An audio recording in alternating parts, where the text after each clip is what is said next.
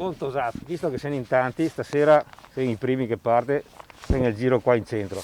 Dopo si organizza in per zone e ognuno batterà regolarmente le zone attorno a casa sua o a quei vicini. Dalle parole ai fatti, il sindaco Riccardo Szumski ha mantenuto la promessa. Le sentinelle di quartiere hanno iniziato le loro prime passeggiate di perlustrazione nel territorio per dissuadere le bande di predoni che hanno imperversato da un mese a questa parte nel comune di Santa Lucia di Piave. Credo che l'inizio di questa attività di passeggiamento preventivo sia la dimostrazione che c'è volontà da parte dei cittadini di tutelare se stessi e quindi sono le cose necessarie da fare.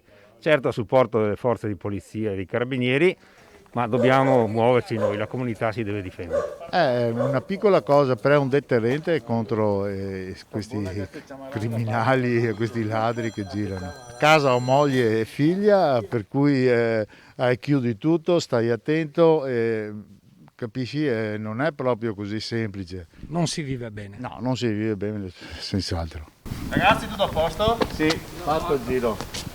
Volete che continuiamo di qua? Gilet, catari frangenti gialli e arancioni, torci alla mano, le squadre di volontari hanno perlustrato palmo a palmo le zone più colpite dalle bande di predoni che nell'ultimo mese hanno messo a segno decine di colpi. Al passaggio delle sentinelle alcuni residenti dimostrano di apprezzare l'iniziativa. Come va? Bene. Tutto bene? Tutto bene.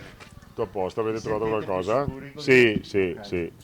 Domani sera vengo anch'io. Ore 21:30 la perlustrazione termina. Tutti tornano nelle loro case per rispettare il coprifuoco. Il peso della giornata si sente, ma la consapevolezza di aver contribuito alla sicurezza del proprio comune ripaga gli sforzi.